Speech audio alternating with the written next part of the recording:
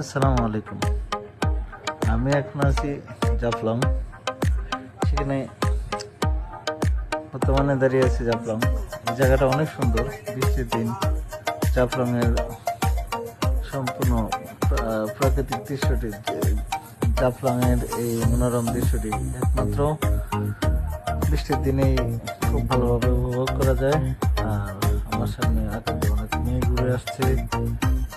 ছাতা ধরে আছি অবশ্য আমি। তারপরে অনেক ভালো দেখা যাচ্ছে। আমার বন্ধুর সাথে আমি একটু সাথে খুনসুটি করতেছি। আর এক বন্ধু রহিম, সে তার একটু সমস্যা হয়েছে, সে এখন একটু আছে সামনের দিকে। আরেক বন্ধু আছে জাকির, ওখানে কিছু একটা বলতেছি যে ও কোনো সময় যেতে পারবে না আমাদের সাথে।